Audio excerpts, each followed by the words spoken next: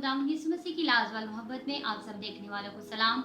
मैं खुदा की खादमा पास्टर मलिका यूरा आज एक बार फिर खुदा के कलाम में से हदायत की चंद बातें लेकर आप सबकी खिदमत में हाजिर हूँ। आज दुनिया में बहुत सारे लोग खुदा की मर्जी के खिलाफ जाके काम करना चाहते हैं। खुदा बार बार उन्हें बुलाता है लेकिन वो उसकी तरफ रुजू नहीं करते, वो उसकी तरफ मतवज्जा नहीं होते, उसकी आवाज़ को नहीं सुनते। वो बार बार मिसालों के ज़रिए से, तमसीलों के ज़रिए से, अपने खादमों के ज़रिए से और ऐसे हादसात और वाक़यात के ज़रिए से खुदा रूनुमा करता है जिसके वसीले से लोगों पर वो जाहिर करे कि वो चाहता है कि उसके लोग उसकी तरफ वापस आए। लेकिन लोग खुदा की मर्ज़ी के अगेंस्ट जाकर अपनी मर्ज़ी को तरजीह देते हैं। फिर खुदा उनकी ज़िंदगी में अपनी मर्ज़ी के मुताबिक काम करता है। पहले खुदा आगाही देता है उन्हें, लेकिन जब वो बाज नहीं आते तो फिर खुदा जो है वो अपनी मर्जी को उनकी जिंदगी में पूरा करता है। आज हम बाइबल मुकद्दस में से भी सीखेंगे कि कैसे खुदा यिर्मयाह के वसीले से जो है वो कलाम कर रहा है, बात कर रहा है अपनी कौम के साथ, अपने लोगों के साथ, उन्हें बता रहा है कि वो कैसे उसके पास वापस लौट आए। यिर्मयाह की किताब उसके 18वें बाब की पहली आयत को हम पढ़ेंगे। हम पहली आयत से 12वीं आयत तक इसका मुताला करेंगे। पहली आयत में लिखा है, खुदावंद का कलाम यिर्मयाह पर नाजिल हुआ कि उठ और कुम्हार के घर जा और मैं वहां अपनी बातें तुझे सुनाऊंगा। जब हम यिर्मयाह की किताब या यिर्मयाह की जिंदगी का मुताला करते हैं तो यिर्मयाह एक काहिन था, और क्योंकि वो एक काहिन के घराने में, बिन्यामीन के कबीले से अनतूती काहिन के घराने में पैदा हुआ। और यिर्मयाह जो है वो बड़ा हिसास शख्स नजर आता है, बड़ा मोहब्बत करने वाला, रहमदिल शख्स, क्योंकि उसके दिल में अपनी कौम के लिए, अपने लोगों के लिए बड़ा तरस नजर आता है। सबसे बड़ी बात, यिर्मयाह की जो नबूवत है, ये यिर्मयाह की जो खिदमत का दुरानिया है, वो 40 से 50 साल का अरसा है। और यिर्मयाह का कलाम या उसकी नबूवत जो वो खुदा की तरफ से उसके लोगों के लिए कर रहा है, उसमें वो नबूवती कलाम कर रहा है। और वो नबूवती कलाम ये है कि खुदा चाहता है कि उसकी तरफ वापस लौट आओ, उसकी तरफ मतवज्जा हो, उसकी तरफ रुजू लाओ। अगर नहीं लाओगे तो खुदा तुम्हें क्या करेगा? असीरी में ले जाएगा। खुदा तुम पर जो है वो एक असीरी के तौर पर, एक असीरी की सूरत में जो है वो अजाब नाजिल करेगा। ये यिर्मयाह का जो था पैगाम था, नबूवती पैगाम जो वो इस्राएलियों के साथ बयान करता है। और अगर हम इस पर गौर करें तो उसका नबूवती कलाम हमें पूरा होता हुआ भी नजर आता है। यिर्मयाह की नबूवत चूंकि यहूदा की जनूबी सल्तनत के लिए थी और वो उसके लोगों के लिए थी और आगाही की नबूवत थी। लेकिन जब हम देखते हैं यिर्मयाह नबूवत कर रहा है कि अगर तुम बाज नहीं आओगे तो खुदा तुम्हें बाबुल की असीरी में ले जाएगा। हम देखते हैं यिर्मयाह जब नबूवत कर रहा है तो यहूदी सल्तनत के लिए पहली असीरी हमें 605 में नजर आती है, जिसमें जो है नफीस तरीन लोग यानी शाही घराने के लोग, जिसमें दानियल और उसके 3 दोस्त यानी सदरक, मिसक और अब्दुन्नजू शामिल थे, उनको असीर करके ले जाया गया। उसके बाद हमें दूसरी असीरी नजर आती है 597 में, जिसमें हिजकिय्याह नबी और उसके साथ दूसरे 10,000 लोगों को असीर करके ले जाया गया। लेकिन लोगों की और उसकी कौम की इतनी हट धर्मी देखी कि वो अभी भी खुदा के कलाम, नबूवती कलाम जो यिर्मयाह के वसीले से दिया जा रहा है, उस पर गौर नहीं कर रहे, उसके मुताबिक जिंदगी नहीं बसर कर रहे। वो अपनी बुत परस्ती से, अपनी दगाबाजी से, खुदा से मुनहरफ होने के इस जो रवैया है उससे बाज नहीं आ रहे, बल्कि वो लगातार जो है वो खुदा की नाफरमानी करते हुए नजर आ रहे हैं। और फिर इसके नतीजे में खुदा जो यिर्मयाह के वसीले से नबूवत कर रहा है उसमें वो पूरी होती हुई मुकम्मल तौर पर नजर आती है। जब 586 में असीरी हुई तो तब क्या हुआ? यिर्मयाह ने जैसे नबूवत की थी, तमाम हैकल, तमाम यरूशलेम और तमाम यहूदा की सल्तनत जो है वो बर्बाद हो गई और सब लोगों को असीर करके बाबुल ले जाया। तो ये कलाम जो है वो पूरा होता हुआ नजर आता है। और यिर्मयाह की किताब में खुदा जो है वो मुख्तलिफ मिसालें देकर, रोयाएं देकर यिर्मयाह के वसीले से बात कर रहा है, उनको तनबीह कर रहा है, आगाही दे रहा है और कलाम कर रहा है कि तुम बाज आओ बुत परस्ती से, बुरे कामों से और खुदावंद की तरफ रजू लाओ।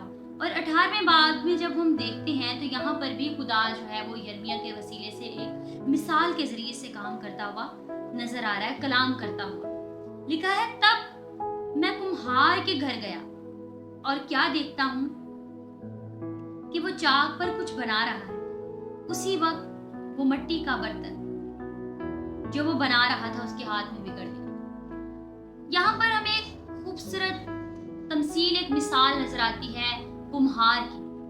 जब हम इस मिसाल पर गौर करते हैं तो हमें इसमें से बड़े चंद सुनहरी असूल नजर आते हैं जो खुदा के हमारी जिंदगी के लिए हैं। सबसे पहला एक असूल जो है वो हमें नजर आता है कि खुदा एक ऐसी हस्ती है जो हमारे किरदार और हमारे मकसद दोनों को बना सकता है। खुदा ऐसी हस्ती है वो, लेकिन इसमें हमारी तरफ से भी एक रद्द-ए-अमल होना चाहिए कि हमारी उसकी तरफ कितनी सपुर्दगी है, हमारा उसकी तरफ क्या रवैया है, हम कितना उसकी तरफ झुकते हैं या हमारा झुकाव खुदा की तरफ कितना है। तो यहाँ पर हमें पहली बात नजर आती है इस आयत में कि तब मैं कुम्हार के घर गया और क्या देखता हूँ कि वो चाक पर कुछ बना रहा है।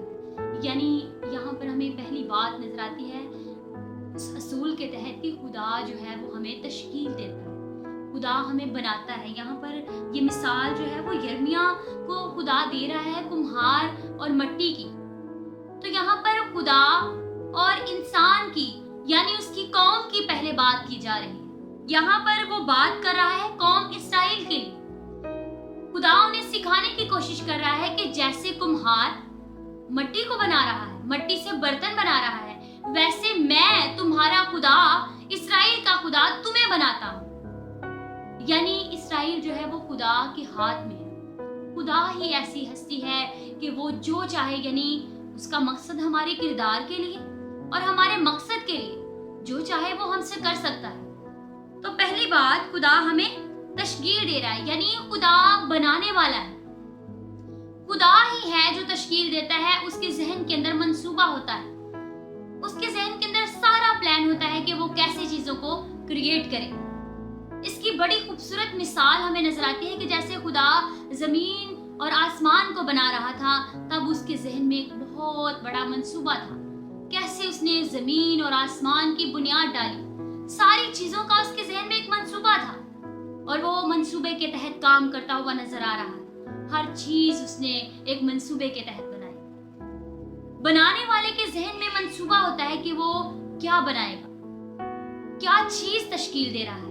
इसी तरह खुदा जब कौम बनी इस्राएल को बना रहा है तो उसके जहन में उनके लिए मंसूबा है, एक प्लान है और वो उस प्लान के तहत उनको बना रहा है, उनको बता रहा है कि मैं तश्कील देने वाला हूं, तुम मेरे हाथ की कारागरी हो, तुम मेरे लोग हो। लेकिन कौम बनी इस्राएल जो है वो गुनाह की तरफ चली गई है, बुत परस्ती की तरफ चली गई है, खुदा से दूर हो गई है, मुनहरिफ हो गई है।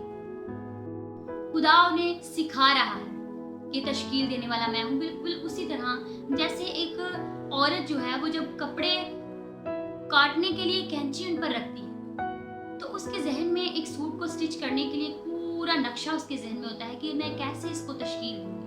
वैसे खुदा की नजर में उसके जहन में मंसूबा होता है अपने लोगों के लिए। आज भी बहुत सारे लोग जब हम खुदा को अपना कुम्हार समझते हैं, उसे अपनी जिंदगी दे देते हैं, उसकी सपुर्दगी में आ जाते हैं, तो पूरी सपुर्दगी देनी चाहिए। इस बात का हमें खुदा पर इन्हिसार होना चाहिए कि वो हमारा बनाने वाला है, वो हमें तश्कील देने वाला है। तो वो एक मंसूबे के तहत हमें तश्कील देता है, अपनी मर्जी का बर्तन बनाता है जो उसकी मर्जी और उसके मकसद को पूरा करे। फिर दूसरा असूल हमें इसमें से नजर आता है, चूंकि खुदा हमें इंतखाब करने के लिए आजाद मर्जी देता है। यानी जब खुदा हमें बर्तन बना लेता है तो हमारे अंदर आजाद मर्जी होती है कि हम उस मर्जी के तहत उसके असली मकसद को जिसके तहत उसने हमें बनाया है उसको पूरा करने के लिए पूरा उतरते हैं या नहीं, या उस मकसद को अपनी जिंदगियों में पूरा कर रहे हैं या नहीं। जैसे कौम बनी इस्राएल, खुदा ने उन्हें चुना, अपनी कौम बनाया, अपने लोग बनाया, अपने लिए मखसूस किया, मुकर्रर किया और मुकद्दस कौम ठहराया। लेकिन क्या हुआ, वो फिर गए, वो वैसा बर्तन ना रहे जैसा खुदा ने उनको तश्कील दिया था। वो अपनी आजाद मर्जी के मुताबिक खुदा की असली मर्जी को, उसके असली मकसद को पूरा करना भूल गए, उससे हट गए।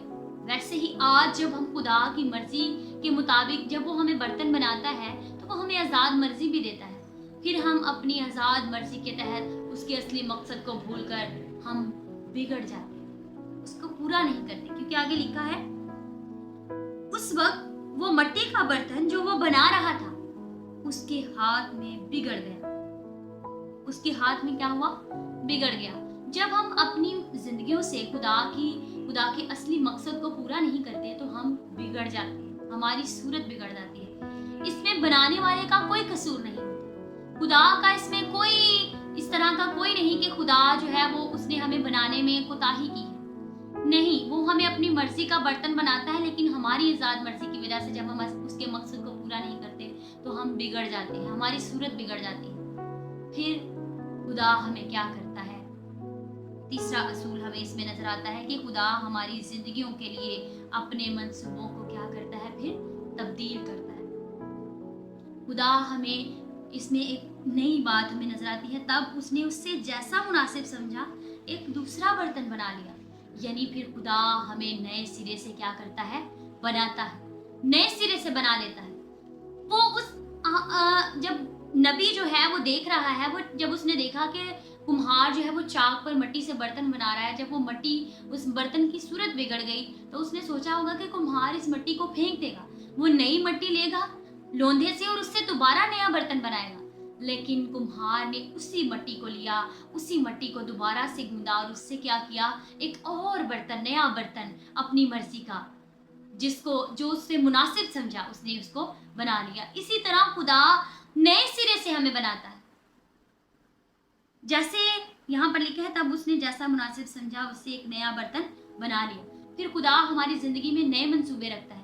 लेकिन अगर हम फिर भी खुदा की अपनी जिंदगी में खुदा की मर्जी को पूरा नहीं करते, मुसलसल उसकी नाफरमानी करते रहते हैं, मुसलसल उसके हुक्मों को नहीं मानते और नाफरमानी करके बुत परस्ती करते रहते हैं, जैसे कौम बनी इसराइल कर रही है, हम नाफरमानी करते रहते हैं, तो फिर आगे जो है हमें मिलता है यहाँ पर 7वीं आयत से 11वीं आयत तक कि फिर क्या खुदा उनका हाल करता है। यहाँ पर हमें मिलता है, यहाँ पर लिखा हुआ है 7वीं आयत में,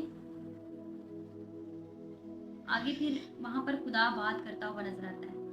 अगर वो कौम जिसके हक में मैंने कहा है कि अपनी बुराई से बाज आए, 7वीं आयत से पढ़ेंगे, अगर किसी वक्त मैं किसी कौम और उसकी सल्तनत के हक में कहूँ कि उसे उखाड़ूं तो उखाड़ूं और तोड़ डालूं और वीरान करूं, और अगर वो कौम जिसके हक में मैंने ये कहा अपनी बुराई से बाज आए तो मैं भी उस बदी से जो मैंने उस पर लाने का इरादा किया था बाज आऊंगा। यानी आगे जब हम इसको पढ़ते हैं तो यहाँ पर लिखा है कि खुदा जो है वो नबी के जरिए से नबूवत कर रहा है कि जब तुम बाज आओगे तो मैं वो बातें, वो कलाम जो मैंने नबूवती तौर पर नबी के जरिए से किया है मैं उससे बाज आऊंगा। अगर कौम बनी इसराइल यिर्मयाह की नबूवत के मुताबिक अमल करती, खुदा के कलाम पर खुदा की तरफ मतवज्जा होती, तो वो असीरी में ना जाते। इसी तरह आज हम शायद असीरी में तो ना जाएं, लेकिन हम जब खुदा के कलाम पर अमल नहीं करते तो खुदा हमें छोड़ देता है। फिर नए सिरे से बनाने की बात तो रहती नहीं। इसमें बड़ी खूबसूरत मिसाल हमें पतरस की नजर आती है नए अहदनामे में कि पतरस वही पतरस जो पहले शमौन था और वो बड़ा डरपोक था, उसकी शख्सियत के अंदर बड़ा तजस्सुस था, वो डरपोक शख्स था। लेकिन जो ही खुदा ने उसको तब्दील कर दिया, नए सिरे से बनाया, तो खुदा ने उसको पतरस बना दिया, चट्टान का आदमी, यानी मजबूत, उसे पेंटिकोस्त का रसूल ठहराया। और देखें जब खुदा नए सिरे से तशकील देता है तो वो फिर दोबारा अपनी मर्जी से जब हमें बनाता है तो वो फिर हमें वो बर्तन बनाता है जो उसकी मर्जी को पूरा करते हैं, वो पहले जैसा रहने नहीं देता। लेकिन अगर हम मुसलसल उसकी नाफरमानी करते रहते हैं तो फिर आज शायद हम असीरी में तो नहीं जाते, हम किसी कौम के गुलाम तो नहीं होते, लेकिन खुदा नए अहदनामे में जैसे रूमियों के खत के पहले बाब की 28वीं आयत में लिखा है, वहां पर लिखा है, और जिस तरह उन्होंने खुदा को पहचानना नापसंद किया उसी तरह खुदा ने भी उनको नापसंदीदा अक्ल के हवाले कर दिया ताकि नालायक हरकतें करें। फिर खुदा हमें छोड़ देता है खुदा। फिर हमें ऐसी हरकतें करते हैं जैसे यहाँ पर कलाम में लिखा है वो हर तरह की नाराजगी, बदी, लालच, बदख्वाही से भर जाते हैं। हसद उनके अंदर आ जाता है, खून रेजी और झगड़े और मकारी आ जाती है, बुग़्ज़ से मामूर हो जाते हैं और गीबत करना शुरू कर देते हैं। फिर क्या होते हैं, खुदा की नजर में नफरती और औरों को बेइज्जत करने वाले हो जाते हैं, मगरूर, शेखीबाज और सबसे बड़े बदियों के बानी हो जाते हैं, नाफरमान, माँ बाप के नाफरमान बन जाते हैं, बेवकूफ, अहद शकन और तबई मोहब्बत से क्या हो जाते हैं, फिर खाली हो जाते हैं और बेरहम हो जाते हैं। हालांकि खुदा का ये हुक्म जानते हैं कि ऐसे काम करने वाले मौत की सजा के लायक हैं, फिर भी ना फक्त आप ही ऐसे काम करते हैं बल्कि औरों से भी हम फिर क्या करते हैं, ऐसे काम करवाते हैं। लेकिन कलाम क्या सिखाता है? खुदा चाहता है कि हम उसकी मर्जी को पूरा करें। खुदा चाहता है जब वो अपने लोगों के जरिए से कलाम करता है, ये कलाम इसराइल के लिए था, यहूदा के लोगों के लिए था, उनकी आगाही के लिए, लेकिन आज ये कलाम मेरे और आपकी आगाही के लिए है कि अगर हम खुदा की आवाज को नहीं सुनते, अगर हम उसकी तरफ मतवज्जा नहीं होते, तो खुदा हमें छोड़ देगा। फिर हम ऐसी हरकतें करते रहेंगे जो खुदा को ना पसंदीदा है, और फिर हम क्या होंगे, मौत की सजा के हकदार बन जाएंगे। फिर हमें कोई चीज जो है वो खुदा के गजब से नहीं बचा सकेगी। अगर आप खुदा की आवाज को नहीं सुनते, उसकी तरफ मतवज्जा नहीं होते, तो जरूरत इस बात की है कि आज आप खुदा की आवाज को सुनकर उसकी तरफ मतवज्जा हो और उस पर ईमान लाएं और जिंदगी पाएं। खुदावंद आज के कलाम के वसीले से आप सबको बरकत